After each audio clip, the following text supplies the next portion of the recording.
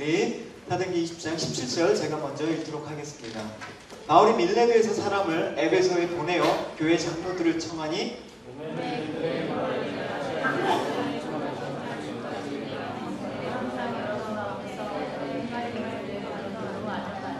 그 모든 겸손과 눈물이며 유대인의 관계로 말미암아 당한 시험을 참고 주를 섬긴 것과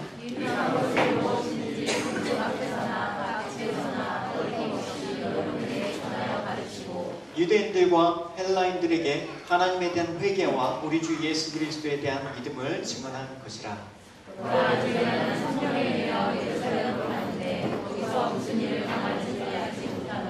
오직 성령이 각 성에서 내게 증언하여 결박과 환난이 나를 기다린다 하시나 내가 달려갈 길과 주 예수께 받은 사명 곧 하나님의 은혜의 복음을 증언하는 일을 마치하면은 나의 생명조차 조금도 귀한 것으로 여기지 아니하노라.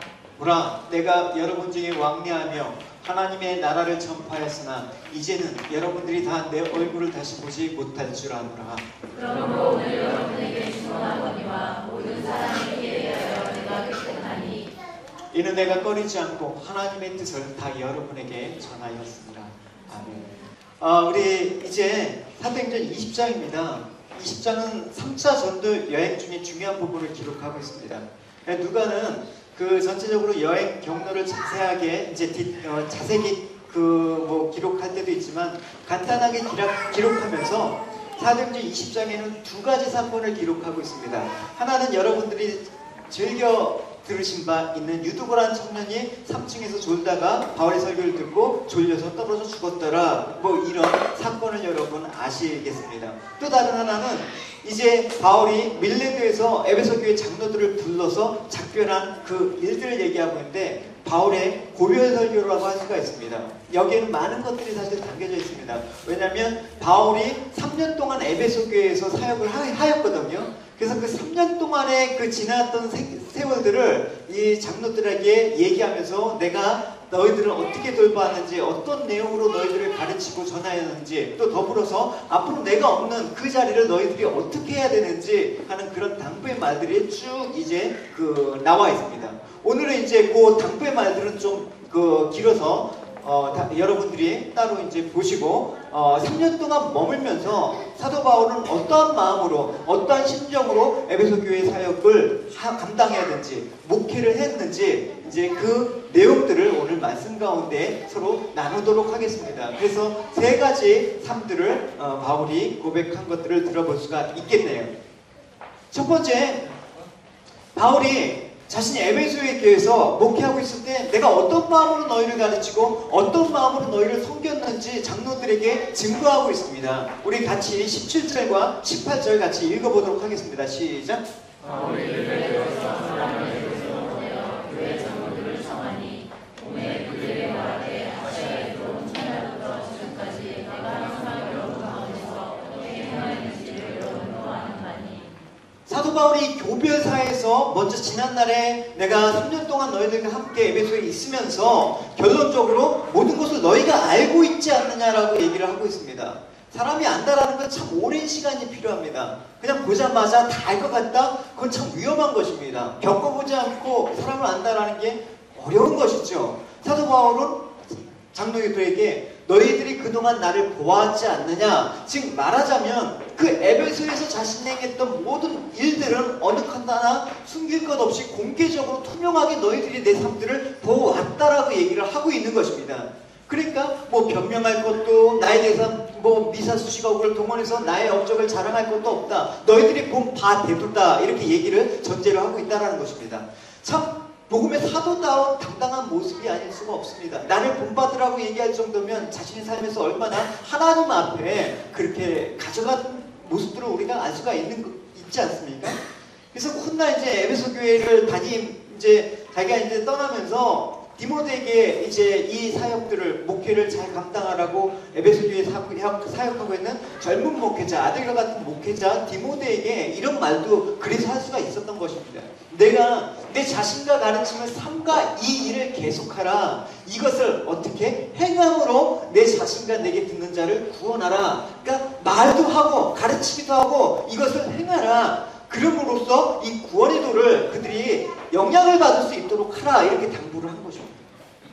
그러니까 하나님의 말씀을 증거하는 자의 모든 삶들은 모든 사람에게 투명하게 공개될 수 있어야 되는 것입니다.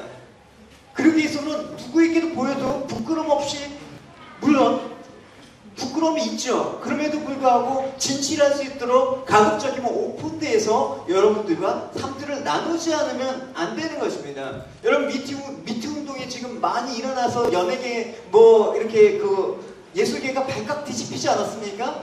이제 시작입니다. 저는 기독교계에도 미투 운동이 일어나야 된다고 생각을 합니다.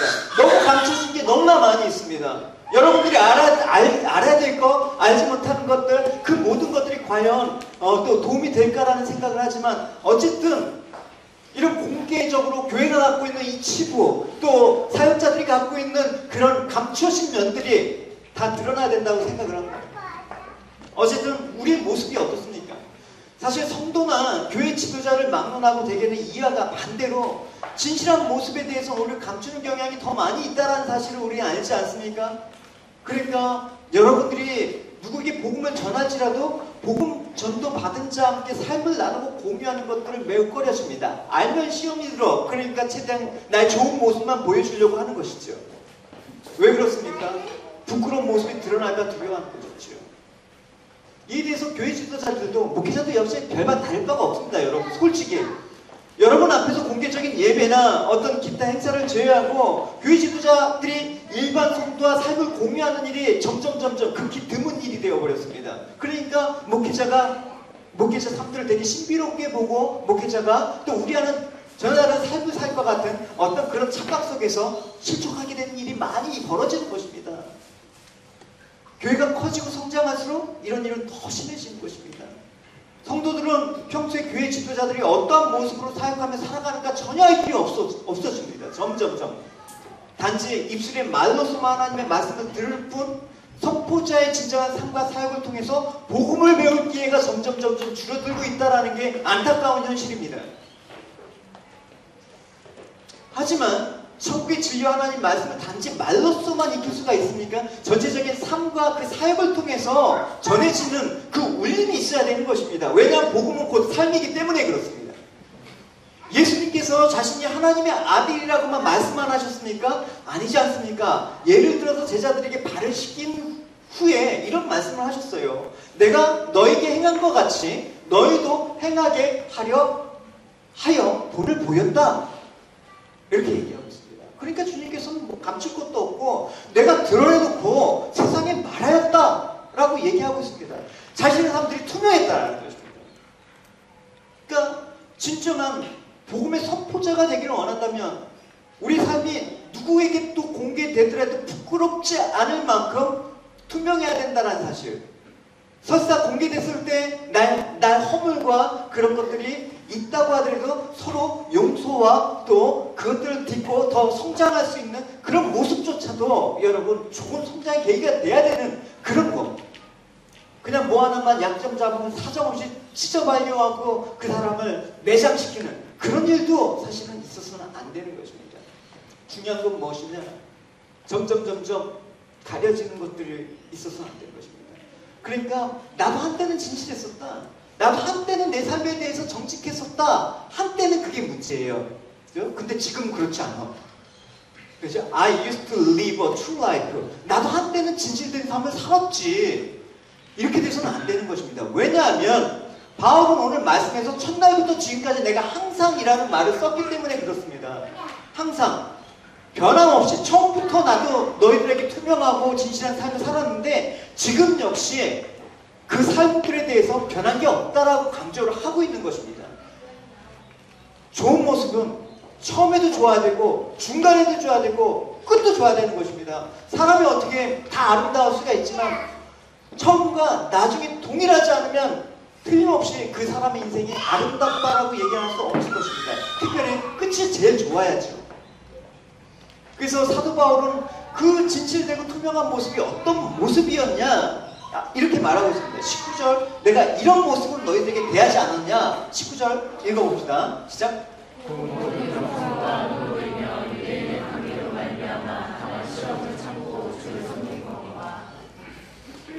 세 가지 모습을 너희들에게 보여왔다. 모든 겸손, 그 다음 눈물, 시험.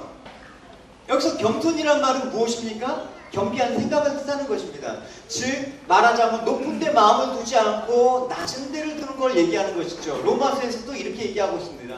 너에게 겸손한 마음이 이런 거다. 너희가 서로 마음을 같이 하며 높은 데 마음을 두지 말고 도리어 낮은 데 처하며 스스로 지혜 있는 채 하지 말라, 이렇게 얘기하고 있습니다. 그러니까 겸손은 결국 뭐냐? 복음을 위해서 자신의 권리와 영광을 포기하는 걸 말하는 것입니다. 빌립보서 2장 5절에서 8절에 이렇게 얘기하고 있습니다. 너는 이 마음을 품으라. 곧 그리스도 예수의 마음이니 그는 근본 하나님의 본체시나 하나님과 동등됨을 취할 것으로 여기지 아니하시고 오히려 자기를 비워 종의 형체를 가져 사람들과 같이 되었고 사람의 모양으로 나타나셨음에 자기를 낮추시고 죽기까지 복종하셨으니 곧 십자가에 죽으심이라. 아멘. 우리가 일반적으로 알고 있는 겸손은 되게 윗사람한테 인사 잘하고 몸 굽신거리면서 나는 부족합니다 라고 대내있는 사람, 이런 모습을 상상할 수 있겠지만 성경에서 말하는 겸손은 그런 뜻이 아니라는 것입니다. 겸손의 표본이라고 할 수 있는 예수님은 나는 마음이 온유하고 겸손하다고 얘기하셨던 그 모습을 보십시오. 나는 부족합니다. 아무것도 할 줄 모릅니다. 이렇게 하지 않았습니다. 굽신거리지 않았습니다. 사도 바울도 에베소 교회에서 목회할 때 그렇게 하지 않았습니다. 그래서 성경에 말하는 겸손은 비굴한 태도를 가리키는 것이 아니라 자기의 권리를 주장하지 않고 자기의 영광을 추구하지 않는 그 자세를 겸손한 마음이라고 얘기를 하는 것입니다. 그래서 뭐 가난한 자든 부유한 자든 높은 자든 비천한 자든 어쨌든 찾아가서 복음을 전하며 그들과 어울리는 삶을 살았던 그 마음들, 어떻게든 같이 삶들을 공유했던 그 마음들을 사도 바울의 모습에서 볼 수가 있는 것이죠. 바울은 또 뭐라고 얘기하고 있습니까? 겸손으로 너희를 섬겼다. 그 다음 눈물로 너희를 섬겼다라고 얘기하고 있습니다. 근데 눈물을 원어로 읽어보면 눈물들이에요. 복수로 되어 있단 말입니다. 그러니까 목회를 할 때 이 에베소 교회와 성도들을 위해서 한두 번 눈물을 흘린 게 아니라는 것입니다. 이 눈물은 자신의 죄와 부족 때문에 흘린 눈물이 아니라 성도들을 위해서 흘린 눈물이고 자신을 비방하고 음해하려는 자들 때문에 속상해서 흘린 눈물이라는 것입니다. 고린도후서 2장 4절에 이런 말을 했어요. 내가 큰 환난 가에 동안 마음이 있어 많은 눈물로 너에게 썼노니. 그래서 고린도후서를 눈물의 편지라고 하는 별칭이 그래서 생긴 거예요. 이는 너희로 근심하게 하려는 것이 아니오 내가 너희를 향하여 넘치는 사랑이 있음을 너희로 알게 하렵니다. 하나님이 그 사랑을 알리기 위해서 눈물을 흘리면서 목회를 했다라는 것입니다. 그러니까 이 교인들이 바울을 얼마나 고통스럽게 했습니까? 우리가 지난 시간에 살펴본 것 같이 고린도 교인들은 특별히 은혜가 많았지만 바울에게 많이 힘들게 했던 그런 사람들입니다. 근데 그럼에도 불구하고 그들을 넘치도록 사랑했다. 많은 눈물이 있어야 교회가 교회되고 참된 목회를 할 수가 있는 것입니다. 성도의 아픔에 눈물 한번 흘려보지 않은 목회자가 어디 있겠습니다만 특별히 바울은 눈물을 흘렸다라는 얘기를 하고 있는 것입니다. 또 어떤 말을 하고 있습니까? 겸손과 눈물과 유대인의 관계로 말미암아 당한 시험을 참고 즉 인내했다라는 말입니다. 그러니까 에베소에서 복음을 전할 때마다 유대인들이 강교한 말과 행동으로 바울을 비방하고 쫓아다니면서 괴롭혔던 것들을 우리가 알 수 있지 않습니까? 그래서 고린도전서에 보면 사도권을 무시하는 유대인들이 막 바울은 사도가 아니다. 그런 사람 무슨 사도야. 권세도 없다. 자격이 없다. 비난하면서 비판할 때 사도 바울은 답변을 하고 있는데 뭐라고 얘기하냐? 첫째는 참았다. 이렇게 해요. 한번 봅시다. 바로 이 시간까지 우리가 줄이고 목마르며 헐벗고 매맞고 정처가 없고 또 수고하여 친히 손으로 일을 하며 모욕을 당한 즉 축복하고 받기를 받은 즉 어떻게 했다? 참았다 라고 얘기를 합니다. 내가 너희들 가운데 있을 때 내가 항상 복음을 전하고 어떻게 살았는지 너희가 잘 알지 않았느냐? 내가 너희를 위해서 겸손과 눈물과 오랜 참음으로 인내하면서 목회를 하였다. 이거 너희들 알지 않느냐? 이렇게 얘기합니다. 내가 굳이 뭐 했다라고 알리지 않아도 아는 거 아닙니까? 그러니까 바울은 복음을 입으로만 증거한 것이 아니었다는 것입니다. 행동으로, 심지어는 마음다짐으로 일상생활 중에서 살아있는 그리스도를 증거했다는 것입니다. 그것이 기도가 되고 신앙 고백이 되어야 되는 것입니다. 할렐루야. 내 신앙생활 자체가 신앙 고백이 되어야 되는 것입니다. 이것이 여러분 가운데 도전이 되길 바랍니다. 할렐루야. 두 번째, 바울은 에베소 교회에서 이렇게 얘기했습니다. 꺼리낌 없이 전했다. 20절 같이 읽어보도록 하겠습니다. 21절까지.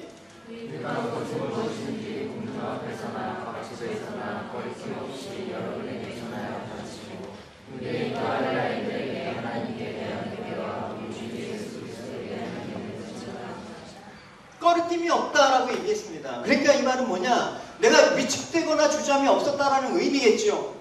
사도 바울은 지금 에베소에서 3년간 사역하면서 말씀을 가르칠 때 어떤 경우도 위축되거나 주저하지 않고 당당히 사실 그대로 선포하였음을 강조하고 있는 것입니다. 말씀을 전하는 자나 전하고 가르치는 자에게 이러한 자세가 왜 중요합니까? 일반적으로 사람들은 자기가 듣기 원하는 소리만 듣고자 합니다. 그러니까 내가 듣기 싫은 소리는 거부를 하는 것입니다. 아무리 그 얘기가 유익하고 옳은 소리라도 해도 내가 듣기 싫으면 귀를 막고 마음을 닫아버리는 것입니다. 여러분 그렇지 않습니까? 맞는 말인데 기분 나쁘고 맞는 말인데 반발하고 싶어. 그러니까 말을 하는 사람 역시 내가 말할 때 상대방이 그것들을 즐거워하고 기뻐하면 자신 있게 말을 하는 경향이 있는데 상대방이 귀를 거슬려 하면서 이렇게 거부감을 들 때 주춤하게 되는 것이죠. 눈치를 보게 되는 것이죠. 복음은 무엇입니까? 복음은 무엇입니까? 모든 성도들이 세상을 향해 선포해야 되는 복음은 과연 어떤 소리입니까? 세상 사람들이 원하는 단소리입니까? 아니면 듣기 싫어하는 소리입니까? 복음은 문자 그대로 굿뉴스, 좋은 소식을 뜻하는 것이죠. 모든 사람에게 유익한 소리임은 틀림없습니다. 그럼 나한테 좋은 소리는 과연 무엇인가 여러분 물어봐야지 복음이라는 건 뭔가라는 그 진지한 고민을 한 번쯤 해볼 수가 있다는 것입니다. 복음은 들어야 되는 이 세상은 사실은 죄와 허물로 죽은 존재들이 가득한 세상 아닙니까? 그러니까 이들에게 선포되는 복음은 일단 좋은 소리가 될 수 없습니다. 너 잘못 살았다. 너는 죄와 허물로 죽은 존재이다라는 것들을 먼저 선포를 하는 게 복음이기 때문에 복음을 들어가게 되면 거부감을 느끼게 되는 게 일반적으로 겪는 일이라는 것입니다. 그러니까 너 잘못되고 회개하고 돌아오라. 이 하나님의 음성 이걸 듣고 내가 정말 죄인입니다가 돌아올 사람이 이 세상에 과연 몇 명이나 있을까요?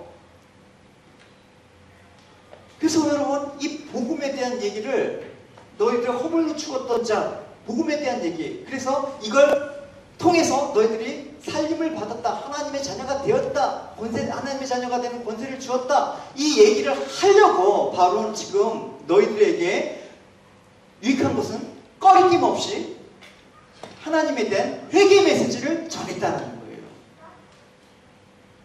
그게 여러분 바울의 그 담대함 꺼리낌 없이 말한 것이다.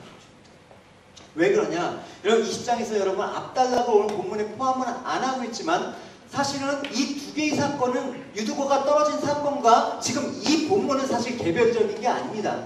여러분 그 연관성을 위해서 유두고 사건을 잠깐 언급해 보겠습니다. 잘 들어보십시오. 그래야지 따라갑니다. 같이 유두고의 청년 얘기 제가 읽어드릴게요. 압달라게 바로 유두고로 하는 청년이 창에 걸쳐 앉았다가 깊이 졸더니 바울이 강론하기를 더 오래 하며 졸음을 이기지 못하여 3층에서 떨어지거늘 이렇게 보니 죽었는지라. 바울이 내려가서 그 위에 엎드려 그 몸을 안고 말하되 떠들지 말라 생명이 저에게 있다고 올라가 떡을 떼고 떼어 먹고 오랫동안 곧 날이 새기까지 이야기하고 떠나니라. 사람들이 살아난 아이를 데리고 와서 위로를 적지 않게 받았다 이렇게 얘기하고 있습니다. 12절에 죽었다 살아난 그 아이를 인해서 위로를 받았다라는 것입니다. 여러분 세월호 사건이 우리 마음을 아직도 아프게 하죠. 세월호 사건에 있어서 그 부모님들에게 진정한 위로는 무엇이었겠습니까? 보상금 많이 준다고 위로가 됐겠습니까?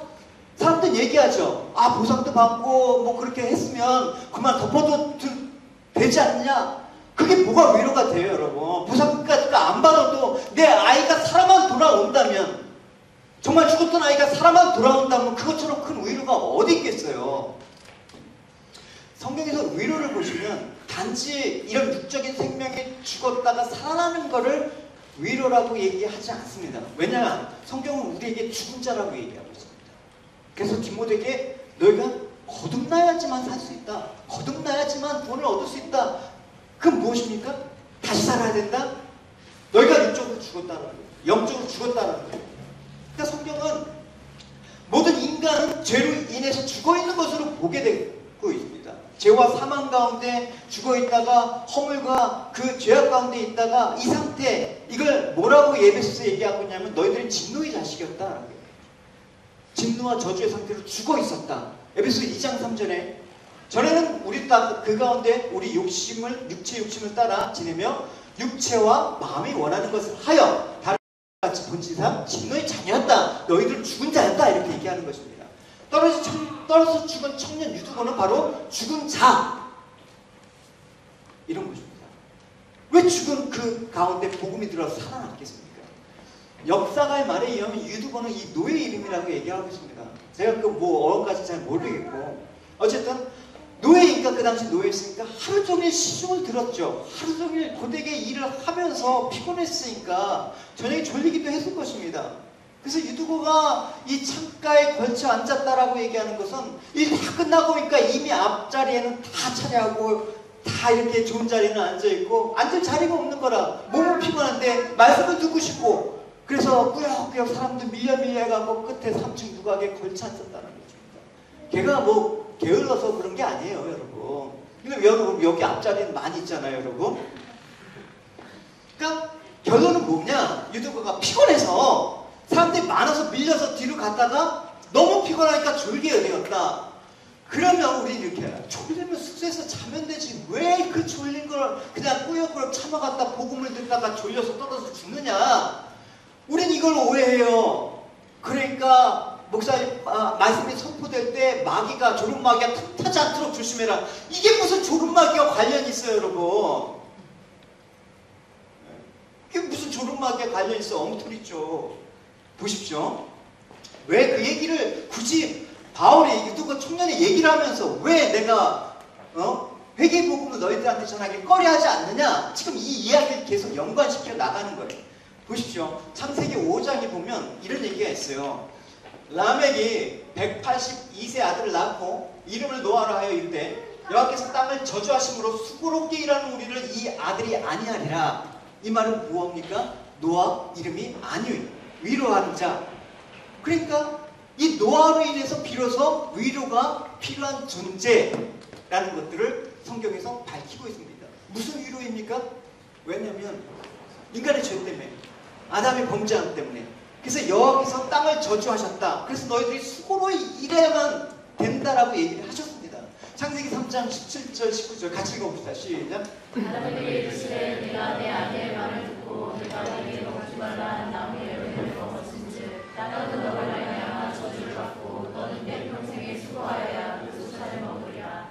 땅이 내게 가시던 물과 엉겅퀴를 낼 것이라. 내가 먹을 것은 단지 채소인즉 내가 그로 돌아갈 때까지 얼굴에 땀을 흘려야 먹을 것을 먹으리니 내가 그곳에서 쉬어함을 입었습니다. 너는 흑인이 흙으로 돌아갈 것이니라 하십니다. 예. 그러니까 아담의 범죄로 인해서 땅이 저주를 받아서 종실토록 수고해야 되는 것입니다. 그러니까 몸이 피곤하도록 일을 하는 게 거룩한 거지만 또 한편으로는 이게 우리의 죄로 인해서 죽음의 본질은 우리의 상태라는 것을 얘기하고 있는 것입니다. 이게 현실 아닙니까, 여러분? 하루에도 우리가 땀 흘리고 열심히 일하지 않으면 어떻게 먹고 살아요? 유도가 바로 너희들이 과연 유도가 그 상태라는 것입니다. 노예인 상태로 이 땅의 죄악으로 인해서 땅이 저주받아서 너희들이 그렇게 피곤하도록 사는 것이 너희들의 상태라는 것을 유두고를 통해서 알려주시는 거예요. 그래서 유두고가 이렇게 됐을 때, 여러분 땅이 젖어서 수고로 땀을 흘려야 됐을 때 하나님께서 너희들은 그래 평생 그렇게 살아야 된다. 너희들의 운명이야. 니들이 잘못한 거 니들이 종짓도록 하면서 그렇게 죽어. 이렇게 하시지 않았어요. 이러자마자 하나님께서 3장 15절에 복음을 주셨어요. 이게 원시복음이라고 얘기해요. 태초에 예수 그리스도께서 오실 것이라는 이 복음의 메시지가 범죄한 직후에 바로 터져 나오는 거예요, 여러분. 내가 너로 여자 원수가 되게 하고 내 후손도 여자의 후손과 원수가 되게 하리니 여자의 후손은 내 머리를 상하게 할 것이요 너는 그의 발꿈치를 상하게 할 것이다. 여자의 후손은 누구라고요? 예수를 말하는 것입니다. 할렐루야. 그러니까 이 약속에 따라서 우리는 안식을 기다리는 자. 그래서 이 안식에 대한 계시를 처음 받은 사람이 누구다? 노아라는 거예요. 하나님께서 위로움을 칭한 자. 이게 구약의 복음이에요. 그래서 왜 위로 안식이 필요하다고요? 세상은 하나님의 저주 아래서 땀 흘리면서 피곤해서 종짓토록 그렇게 일해야만 그렇게 사는 존재이기 때문에. 그러니까 여러분, 우리가 그런 상태를 모르면 마귀는 그걸 속여요. 세상은 여전히 살만하다. 세상에 죄로 인해서 저주받은 상태이기 때문에 성경 분명히 너희들이 세상 가운데 있어야 될 건 수고와 슬픔뿐이라고 저주받은 상태이기 때문에 그렇게 얘기하고 있는데 마귀는 세상을 노력하면 더 좋은 세상으로 만들 수 있어. 아름다운 세상을 만들 수 있어. 인간이 좀 더 노력하면 뭐 환경이 방해해도 우린 달에 가서 화성에 가서 살면 돼.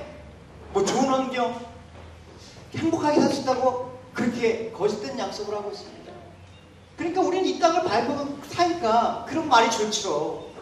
살만하다는데 왜 안 좋습니까? 근데 성경은 이렇게 얘기하고 있어요, 여러분. 같이 제가 읽겠습니다. 주께서 그들을 홍수처럼 쓸어 가시나이다. 그들은 잠깐 자는 것 같으며 아침에 돋는 풀 같으니라. 풀이 아침에 꽃을 피워 자라다가 저녁에는 시들어 마르나이다. 우리 연수가 70이요 강건함은 80이라도 그 연수의 자람은 수고와 슬픔뿐이요 신속기간이 우리가 날아가나이다. 오늘 보시면 홍수로 쓸어간다고 하지 않았습니까? 그러니까 노아 홍수가 여러분 있는데 노아 홍수 때 뭐가 위로가 됐겠어요? 부자가 되는 게 위로였겠습니까? 그때?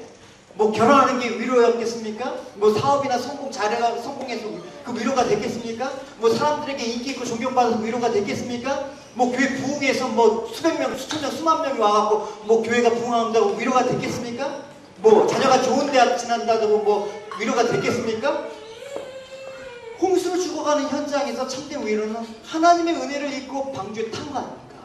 그 방주 안에서 하나님이 덮어주신 은혜로 말미암아 내가 살았다. 그게 위로 아니겠습니까? 그 유두고에서 여러분 10절에 정확하게 그 얘기를 하고 있어요. 바울이 아는 거예요. 바울이 내려가다 그 위에 엎드려 그 몸을 안고, 그렇죠? 떠들지 마라 생명이 저이겠다. 기가 막히지 않습니까? 그래서 사도 바울은 에베소 교회에게 이렇게 얘기하고 있습니다. 그는 허물과 죄로 죽었던 너희를 살리셨도다. 그때 너희는 그 가운데서 행하여 이 세상 풍조를 따르고 공중 권세 잡은 자를 따랐으니 곧 지금 불순종의 아이들 가운데 역사하는 영이라. 전에는 우리도 그 가운데서 우리 육체의 욕심을 따라 지내며 육체와 마음에 원하는 것을 하여 다른 이들과 같이 본질상 진노의 자녀였더니 긍휼이 풍성하신 하나님이 우리를 사랑하신 그 사랑으로 인하여 허물로 죽은 우리를 그리스도와 함께 살리셨고 너희는 은혜로 구원을 받을 것이다. 또 함께 일으키사 그리스도 예수 안에서 함께 하늘에 앉으시니 이는 그리스도 예수 안에서 우리에게 자비하심으로 그 은혜의 지극히 풍성함을 오는 여러 세대에 나타내려 하십니다. 너희는 그 은혜에 의하여 믿음으로 말미암아 구원을 받았으니 이것은 너희에게서 난 것이 아니라 하나님의 선물이다. 할렐루야. 이게 우리에게 위로가 돼야 돼. 우리가 진정한 위로가 되기 위해서는 뭐부터? 우리는 그렇게 죽은 자였다. 그냥 삼층에 떨어져서 죽은 자였다. 저주와 진노 아래서 죽을 수밖에 없는 그 운명을 타고났다. 근데 그걸 깬 것이 예수 그리스도이사. 할렐루야. 그래서 사도 바울은 이 사실을 알리고 싶었기 때문에 하나님에 대한 회개를 꺼리낌 없이 증거했다라는 것입니다. 너희들은 죽은 자다. 너희들은 잘못 살았다. 너희들은 돌이켜서 회개하지만 너희들에게 하나님의 생명이 임할 것이다. 할렐루야. 이게 복음 아닙니까? 이걸 위해서 꺼리낌 없이 말했던 그 사도 바울의 모습이 우리에게 도전이 되길 바랍니다. 할렐루야. 세상에서 자기 죄와 허물과 잘못과 실수를 지적해서 듣기 좋아하는 사람 한 사람도 없습니다. 다 나한테 좋은 소리만 하길 원하죠. 세상에 이렇게 회개를 촉구한 복음이 그래서 쓴소리가 될 수밖에 없는 것입니다. 시몬이 이제 기다리다가 드디어 마리아가 아기를 이제 잉태해서 왔어요. 드디어 예수 그리스도를 보았네요. 그러나 예수 그리스도를 보고 마리아에게 하는 말이 이거예요. 시몬이 그들에게 축복하여 그의 어머니 마리아에게 말하 이르되 보라, 이는 이스라엘 중에 많은 사람을 패하게 하거나 흥하게 하며 비방을 받는 표적이 되기 위하여 세움을 받았고 또 칼이 내 마음을 찌르듯 하리니 이는 여러 사람의 마음의 생각을 드러내야 합니다. 예수님이 오셨는데 그 예수님이 어떻게 한다? 많은 사람을 망하게도 하고 흥하게도 하고 비방을 받는 표적이 되리라. 이 말은 무엇입니까? 생명과 죽음, 심판과 저주, 축복과 저주, 심판과 구원. 복음을 이렇게 했을 때 갈리는 거예요, 여러분. 이 복음의 메시지가 나한테 거부감이 드는 거는 다 똑같아요. 나한테 싫은 소리니까. 그러나 이 복음의 메시지를 듣고 주님 어찌합니까? 라고 회개하면서 그 길로 가는 자, 그게 구원이에요. 그 길로 복음의 메시지를 똑같이 들었는데 왜 나한테 이럽니까? 라고 돌을 던지면 어떻게 한다? 저주받은 자, 심판, 갈리는 것입니다. 이 시간 똑같이 복음을 선포돼도 여러분 두 가지 길이 그렇게 두 가지로 갈리게 되는 것입니다. 보십시오. 주님께서 칼이 내 마음을 찌르듯 한대요, 여러분. 칼이 여러분 찔린다 그러면 아프잖아요, 여러분. 마음에 찔린대요, 복음을 들으면. 그러니까 인간의 마음이 생각과 계획이 항상 악하다고 성경은 얘기하고 있는데 이게 주님의 위로자 되신 주님 할 때 여러분 정말 위로가 되십니까? 주님이 나의 위로자가 된다는 그 말은 뭡니까? 내가 원하는 거, 내가 이 땅에서 성취하고 싶은 거, 그것들을 주님께서 만족시켜줄 때 주님 나를 위로해 주십니다라고 고백하겠습니까? 그건 복음이 아닐지 모릅니다. 우리에게 필요한 위로가 어떤 것입니까? 저주받은 이 세상에서 내가 죽은 자였다면 진정 필요한 위로가 무엇입니까? 사는 거 아닙니까? 내가 주님과 함께 영원한 생명으로 다시 거듭나는 게 위로가 아닙니까? 부자가 되고 여유있게 웃고 모든 사람의 칭찬을 듣는 것이 위로가 되겠습니까? 아니면 가난하고 울고 예수님 때문에 미움받고 욕을 먹고 악하다는 소리를 들어도 내가 주님으로 인해서 받은 이 구원이 얼마나 크신지요 라고 고백한다 그러면 이게 위로가 아니겠습니까, 여러분? 그러니까 복음을 전하는 데 있어서 필요한 건 뭐냐? 용기가 필요한 것입니다. 사도 바울은 그래서 너희들에게 내가 꺼리낌 없이 하나님의 회개에 대해서 전했다. 감히 이렇게 얘기할 수가 있는 것입니다. 오늘날 많은 교회와 성도들 가운데 복음의 이러한 본질을 잊고 오해하는 부분들이 너무나 많이 있습니다. 사람들이 듣기 싫어하는 회개의 축구 메시지는 생략해버리고 듣기 좋아하는 그 얘기만 그렇게 한다 그러면 죄에 대한 예리한 지적을 통해서 사람의 아픔을 느끼면서 내가 어찌할 거라는 질문과 회개가 동반하지 않는 복음은 반쪽짜리 복음. 그 반쪽짜리 복음은 있죠. 타락하게 돼 있어요. 우리한테 매력적으로 다가오지만 그 복음은 우리를 살 수가 없다라는 것입니다. 사도 바울은 자신이 전한 복음에 대해서 단호하게 이렇게 얘기하고 있죠. 다시 한번 말합니다. 누구든지 여러분이 이미 받아들인 복음과 다른 것을 여러분에게 전한다면 그는 하나님의 저주를 받을 것입니다. 여러분도 잘 알고 있겠지만 나는 달콤하고 교만 말로 여러분의 환심을 살 생각은 없습니다. 나는 오직 하나님을 기쁘게 해드리려고 할 뿐입니다. 만일 내가 지금까지도 사람들에게서 환심이나 사려고 든다면 어찌 주 예수 그리스도의 종이라고 할 수 있겠습니까? 얘기합니다. 물론 저는 싫은 소리 하는 사람은 아니에요. 믿음이 연약한 자한테는 격려하고 또 그 믿음이 잘 자랄 수 있도록 그렇게 격려하고 가야 되죠. 그러나 적어도 여러분 10년 저와 함께 오랫동안 신앙생활을 같이 공동체 속에서 하신 분이라면 쓴소리도 듣기로 원합니다. 것처럼 그렇게 사는 거 아니야. 그렇게 해서 하는 건 하나님 기뻐하시는 뜻이 아니야. 이런 소리도 가끔은 하고 싶어요. 여러분이 시험만 안 타는데. 저는 그래서 바울과 같은 사람이 될 수가 없나 봐요. 어쨌든 복음 증거의 사명을 받은 우리는 유익한 것은 무엇인지 꺼림낌 없이 전했던 사도 바울의 이 태도를 우리는 다시 한번 기억해드리고 싶어요.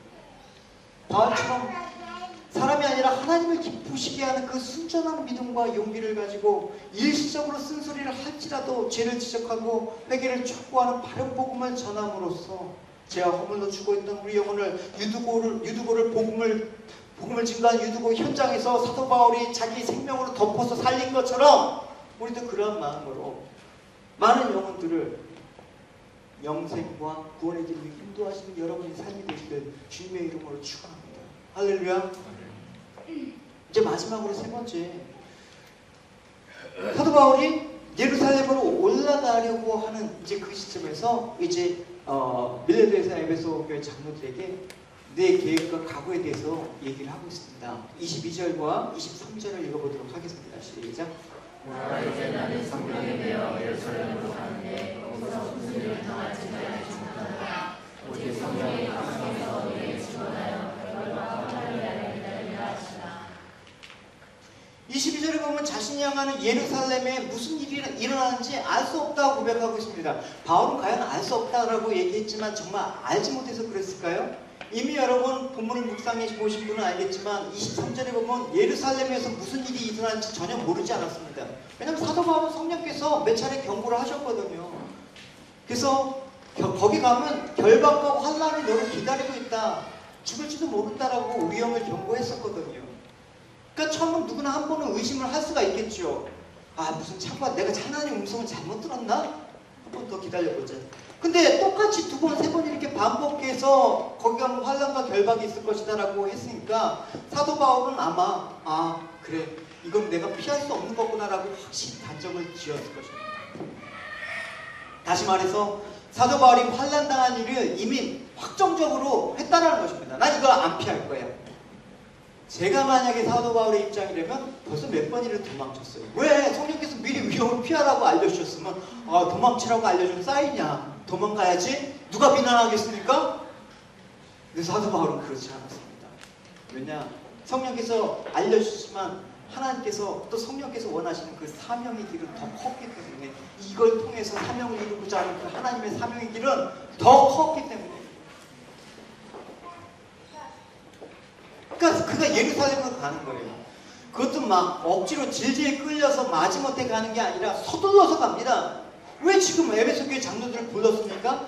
사실은 교회 들리고 싶었어요. 들리고 싶어서 에베소 교회 성도들을 격려하고 부르고 싶었는데 서둘러 가서 왜? 그 사명의 그 귀중함을 알았기 때문에 에베소 교회 장로들을 지금 들어와 밀라도에서 그냥 불러갖고 얘기를 하고 있는 것입니다.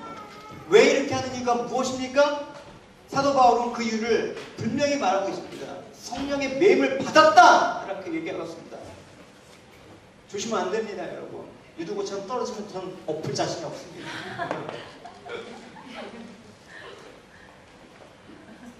매임을 받아. 여기서 매이다라는 이 내어는 묶다, 속박하다는 거예요.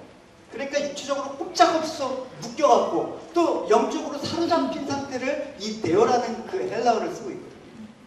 그러니까 지금 말하자면 사도 바울은 자신이 지금 자기 몸이 원하는 것을 자기 마음대로 결정할 수 있는 그런 위치에 있지 않다라는 거예요. 비록 그것이 내 몸에 고생이 있고 환란이 있을지라도 주께서 원하시면 그 길을 가야 되는 위치에 있다라고 고백을 하는 것입니다. 여러분 이 사도 바울의 고백이 어떻게 들리십니까? 나와 전혀 상관없는 사도니까 그런 고백이 가능하지 라고 할 수가 있겠습니까? 사도 바울뿐만 아니라 성경은 믿음의 사람, 이 신앙의 사람들은 다 이렇게 맵을 받아 고난의 길이라고 할지라도 갔다라고 얘기하고 있습니다. 아브라함을 보십시오. 하나님이 장래 기업의 땅으로 본토와 친척 아비 집을 떠나서 가라 이렇게 했을 때 갈 바를 알지 못했다고 얘기했거든요. 근데 갈 바를 알지 못했으나 갔다라고 얘기했습니다. 꺼리지 않았다라는 것입니다. 성경은 분명히 나아갔다고 히브리서에 이렇게 증거하고 있잖아요. 믿음으로 아브라함은 부르심을 받았을 때 순종하며 장래 유업으로 받을 땅에 나아갔을 갈 바를 알지 못하고 나아갔다 이렇게 얘기하고 있습니다. 야곱을 보십시오. 그동안 아브라함과 이삭이 받은 그 언약의 그 족장 아니니까 약속된 땅으로 나가려고 했는데 형 에서가 400명의 군사를 오고 너 옛날에 난 그렇게 속이고 도망갔지. 두려운 마음이 있었습니다. 그러면 안 되겠다. 이거 하나님 뜻이 아닌가 보다 하면 바다나로 돌아갔습니까? 하나님께서 그 문제를 해결해 주시면 나는 안 갈래요. 이렇게 했습니까? 아닙니다. 갔습니다. 갈래? 가나안 산지에 10명의 정탐꾼 보고대로 거대한 아람 자손이 있었어요. 가나안에 들어가면 우리 다 죽습니다 하면서 버티는 이스라엘 백성을 향해서 포기하지 말고 갑시다. 하나님께서 우리와 함께 하십니다. 이스라엘 백성이 가나안 땅으로 올라갑시다 라고 계속해서 격려했단 말입니다. 에스더의 고백 여러분 들어보셨죠? 같이 읽어봅시다. 시작. 당신은 가서 수산에 있는 유다인을 들어가고 갈릴레아 여부시카에 감날 산후를 먹지도 말고 마시지도 마소서. 나도 나의 신령과 더불어 이렇게 의식한 후에 교회를 얻고 왕에게 나아가리니 죽으면 죽으리라 하니라. 저희 믿는 사람은 뭐 운명론에 휩싸이지 않지만 운명, 숙명이 있다고 저는 생각합니다. 사명자된 성도, 믿는 자에게는 믿음의 전지는 어떤 면에서 보면 운명이다, 숙명이다라고 생각을 합니다. 내가 가도 좋고 안 가도 좋은 길이 이게 아니라 하나님께서 나에게 주신 그 은혜와 사명이 귀하다고 하면 갈 수밖에 없는 이 길을 가야 되는 게 우리의 운명이라는 것입니다. 여기서 멈춰서는 안 되는 것입니다. 사도 바울의 비장 각오가 바로 여러분 잘 아시는 24절에 기록이 되었습니다. 같이 여러분 사도 바울이 마음으로 비장한 마음으로 여러분 읽어보도록 하겠습니다. 시작. 내가 달려갈 길 주 예수께 받은 사명 곧 하나님의 은혜의 복음을 증거하는 일을 마치려 하매 나의 생명조차 조금도 귀한 것으로 여기지 아니하노라. 복음 전파의 사명이 크기에 내 생명까지도 바칠 수 있는 그 모습, 천국과 진리를 위해서 싸우는 하나님의 군사로서의 모습, 복음에 대한 이런 헌신 때문에 우리가 지금 복음의 그 빚진 복음의 그 은혜를 수혜를 받아서 지금 이렇게 복음을 듣고 예배 자리에 나와 있어요. 이 자리가 여러분 얼마나 귀하다 그러면 여러분 우린 줄 수도 없고 딴 생각도 할 수 없고 그냥 여러분 내가 듣고 싶은 말만 걸러서 적당히 들을 수가 없는 것입니다. 우리도 그 은혜를 잊지 않았습니까? 사도 바울에게 있어서 사도라고해서는 그래서 복음에 나는 빚진 자다 이런 마음으로 갔어요. 빚은 졌으면 갚아야죠. 안 갚으면 사기꾼이 되는 거죠. 여러분 정말 구원의 빛을 졌다 그러면 이 복음의 은혜의 빛을 졌다 그러면 갚아야죠. 그래서 그게 우리의 사명이란 말입니다. 그래서 사도행전은 그렇게 너희들이 예수 그리스도의 증인이 되어서 땅끝까지 이르러 내 증인이 되리라고 그렇게 선언하고 지금 가고 있는 것이거든요. 사도 바울의 귀한 헌신과 희생의 복음을 전해받은 우리는 과연 지금 어떤 모습으로 살고 있습니까?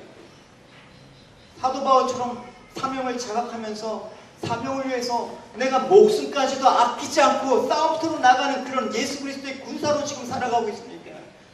아니면 이미 받은 구원대로 만족하면서 내 안일과 축복을 위해서 그냥 이렇게 이 정도면 한번 살아가면 되지 이러면서 적당히 그냥 타협하면서 살아가고 있습니다. 성경을 보면 하나님께서 항상 당신의 백성을 부르실 때 그들이 가야 될 목적지와 사명을 분명히 말씀해 주셨습니다. 그리고 이를 위해서 부단히 싸울 것을 말씀해 주셨습니다. 그래서 성경은 구약 선민 이스라엘 백성을 뭐라고 부르면 하나님의 군대라고 불렀습니다.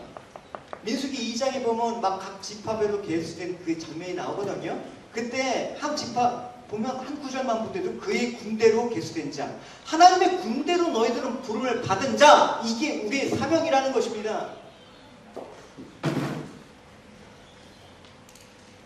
그러니까 이 땅에 살고 있는 모든 신약의 성도들은 영적 가난, 천국을 향해서 전진하는 영적 군대고 복음과 진리 하나님의 영광을 위해서 부름받은 하나님의 군사라는 것입니다. 할렐루야! 할렐루야! 그래서 바울 군사에 대해서도 언급을 했어요. 디모데에서 내가 그리스도의 좋은 군사로 나와 함께 고난을 받으시니 군사로 다니는 자는 자기 생활에 얽매이는 자가 하나도 없나니 이는 군사로 모집한 자를 기쁘게 하려 하심이라. 할렐루야. 그러니까 내가 군사임을 자각하면 평소에 엄한 규율 속에서 훈련을 게을리하지 않아야 되는 것입니다. 그냥 묵상도 뭐 했다 안 했다, 적당히 했다, 성경도 읽었다 안 했다, 기도도 그냥 틈만 나면 했다 안 했다, 뭐 아주 그냥 내 마음대로 그렇게 하는 게 아니라 정리신 규율에 따라서 내가 군사로 훈련을 받는 영적 훈련을 게을리해서는 안 된다라는 것입니다. 여러분 가정예배 지금 잘 드리고 계십니까? 아니면 여러분 매일 묵상하고 여러분 매일 성경을 읽고 있습니까? 그 안에서 하나님의 음성이 나를 이끌러가는 그 삶들을 지금 살고 계십니까? 게을리해서는 안 되는 것입니다. 저는 화랑도 정신에서 임전무태의 그 정신이 너무나 좋은 거예요. 뒤로 물러가면 주는 거야. 내가 후퇴하면 지는 거야. 미친과 사명 이거를 위해서 나는 믿음으로 한 걸음 한 걸음 오늘도 힘들지만 가야 되는 거야. 하나님은 우리 한 사람, 여러분 한 사람을 단지 여러분 안일과 또 여러분의 이 땅에서 여러분의 그 산만을 위해서 여러분들을 부르시지 않았습니다. 천국과 진리를 위해서 하나님의 군사로 부르셨다라는 사실을 잊지 않으시기 바랍니다. 세상의 쾌락을 쫓거나 단지 아니란 삶을 만족하지 마시고 말씀과 기도로 자신을 복종시키는 훈련을 게을리하지 말으셔야 되는 것입니다. 할렐루야! 할렐루야! 말씀을 증거하고 선포해야 될 결정적인 순간에 여러분 어려움이 찾아서는 겁쟁이처럼 뒤로 물러갑니다. 왜? 훈련이 안 돼 있기 때문에. 훈련이 안 된 군사는 전쟁을 할 수가 없어요. 도망가기 바쁘다라는 것입니다. 죽기를 각오하고 싸우는 자만이 하나님의 군사로 승리할 수 있을 것입니다. 사도 바울은 구약의 에스겔서를 인용해서 사도 바울은 자신이 하나님께 받은 복음 전파의 사명을 최선을 다해서 감당했다라고 마지막으로 이렇게 얘기를 하고 있습니다. 우리 26절과 27절을 읽어보시도록 하겠습니다. 시작. 그러므로 오늘 여러분에게 주관한 권리와 모든 사람의 죄에 대하여 내가 깨끗하니 이는 내가 버리지 않고 하나님의 뜻과 여러분에게 전하였습니다. 그러니까 바울의 이 선언은 내가 스스로 깨끗하게 살았다. 내가 많은 사람들에게 안일함을 일깨워주기 위해서 나는 그렇게 그리스도의 군사로 사명을 감당하기 위해서 살았다. 이렇게 얘기를 하고 있습니다. 우리가 진짜 의롭고 깨끗한 삶을 살아감으로써 하나님의 그 심판대 앞에 서려면 어떻게 해야 될지 사도 바울은 분명히 우리에게 얘기해주고 있습니다. 이 말씀을 사도 바울은 구약의 에스겔서 3장을 인용해서 한 말씀이에요. 거기에 보면 파수꾼에 대한 얘기가 나오고 있거든요. 하나님께서 이스라엘의 파수꾼을 세우시면서 하나님의 메시지를 전해서 이스라엘 백성들의 죄를 깨우치고 회개하도록 명령을 하셨단 말입니다. 그런데 이스라엘 백성들이 만약에 그 회개 메시지를 듣고도 회개하지 않음으로써 죄악 가운데 죽는다면 그건 너 죽임이 아니야. 파수꾼은 할 일을 다 했어요. 근데 만약에 에스겔이 파수꾼의 사명을 감당하지 않고 뒤어서 백성들에게 할 말을 못하는 거예요. 회개의 복음을 얘기하지 않고 그 죄악에 대해서 얘기하지 않고 그 백성이 정말 죄악 가운데 죽었어. 그러면 하나님께서 에스겔이 너에게 책임을 묻겠다라고 얘기를 하셨거든요. 그게 에스겔서 3장의 파수꾼 얘기예요, 여러분. 아무리 에스겔 선지자가 개인적으로 깨끗하게 의롭게 살았다고 하더라도 하나님의 말씀을 대언하는 선지자의 사명을 게을리 한다 그러면 하나님께서 그래서 너가 전하지 않았기 때문에 저 영혼을 저 영혼이 죽었다 그러면 그 책임을 내가 반드시 묻겠다라고 얘기하시는 것입니다. 여러분 일하다가 여러분 어디 만나다가 복음을 전해야 되는데 여러분 꺼리낌이 있어서 복음을 전하지 못했습니까? 하나님의 책임을 묻겠다라고 한다 그러면 그나마 하나님의 명령에 우리가 어떻게 반응을 해야 될까요? 바울도 복음을 전한 받는 사명으로서 에스겔의 심정으로 이와 같이 했다는 것입니다. 내가 최선을 다했다. 그래서 고린도전서에 이렇게 얘기하고 있습니다. 복음을 전한다고 해서 뭐 내게 특별한 명예가 주어지는 것은 아닙니다. 나는 다만 복음을 전하는 일을 그만두려고 해도 그만둘 수가 없습니다. 왜? 복음을 전하지 않으면 나는 화를 당하기 때문입니다. 왜? 전해야 됩니다.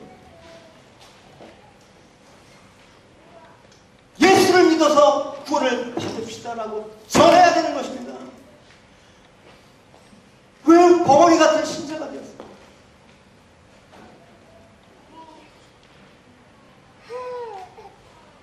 왜 우리 사람들은 그렇게 주저하는 것들이 많고 꺼리낌이 많아서 예수가 나의 구원자라는 그 놀라운 사실조차도 얘기하기에 꺼리는 것입니다. 우리는 사도 바울과 동일한 신약의 성도로 부름을 받은 사람들입니다. 하나님의 말씀과 복음을 너무 개인적으로 친밀의 차원에서 그냥 하나님은 나만 사랑해 이렇게 얘기하시면 하나님께 책임을 묻는 데니까요. 복음 읽고 나은 사람 깨끗하게 살면 그만이지 그게 끝이 아니라니까요. 하나님께서 끝까지 너의 사명을 성경을 보면 하나님께서 천국과 복음에는 개인적인 차원을 국한시킨 곳이 어디에도 없습니다. 말씀을 전하고 축복을 주신 후에 반드시 그 축복이 흘러가도록 너는 축복의 통로야, 복음의 전달자야, 그게 너의 사명이야 라고 얘기를 하고 있는 것입니다. 그래서 로마서에서 이렇게 얘기하고 있습니다. 같이 읽어보도록 하겠습니다. 시작.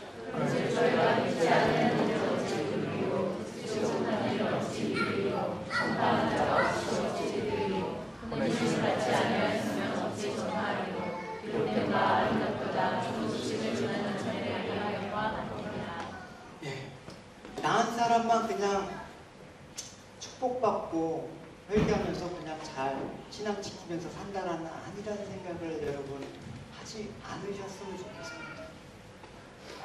적당히 여러분에게 사명이 있다는 것을 망각하지 마십시오. 다른 사람의 분명히 전해야 되는 거죠. 다른 사람에게 이 구원과 축복을 함께 누립시다 라고 전할 수 있는 여러분이 되시기 바랍니다. 할렐루야. 바울의 이 세 가지 이 에베소에서 이 일들이 우리 삶 가운데서 동일하게 증거되고 나타나기를 축원합니다. 이제 말씀을 마치도록 하겠습니다. 이제 사도 바울이 에베소에서 어떻게 복음을 전했는지 우리가 어떻게 목회했는지 여러분 살펴보았습니다. 무엇보다 복음을 전하는 위해서 목숨도 아끼지 않고 투철한 사명감 볼 수가 있었습니다. 내 사명을 이루기 위해서는 개인적인 어떤 환난과 결박을지라도 꺼리끼지 않습니다. 성령께서 계속해서 경고를 주셨음에도 불구하고 그의 발걸음을 막을 수 없었습니다. 왜? 내 안일과 내 안전보다 내 출세보다 내 성공보다 성령께서 나에게 주신 그 사명이 더 귀하기 때문에 그렇다는 것입니다. 이를 위해서 내가 죽으면 죽으리라는 각오로 예루살렘에 들어갔습니다. 여러분 이제 20장에서 이후에 예루살렘으로 들어갔을 때 일들을 여러분 어떤 심정으로 읽어야 되는지 여러분 이제 본문을 접하시면 알 것입니다. 사도 바울이 어떤 마음으로 지금 예루살렘에 들어갔는지. 그래야지 하나님 말씀이 살아서 내 마음을 찌르고 움직이죠.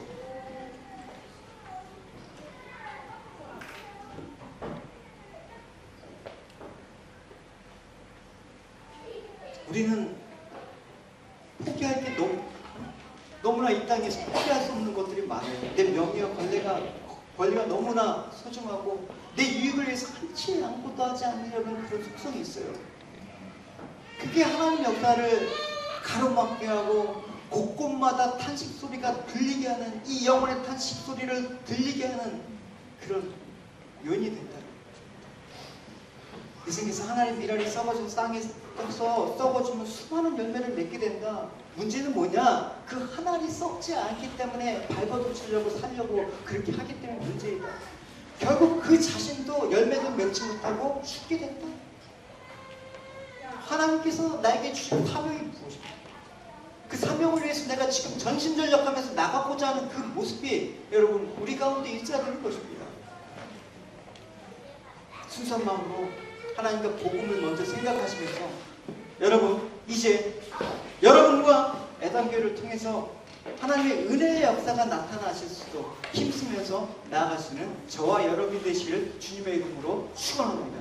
할렐루야. 우리 다 같이 일어나서 우리 찬양 드립시다.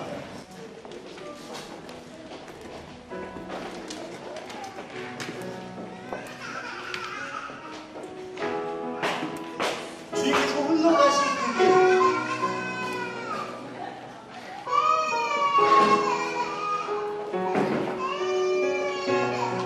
십자가에 흘리신 그 길,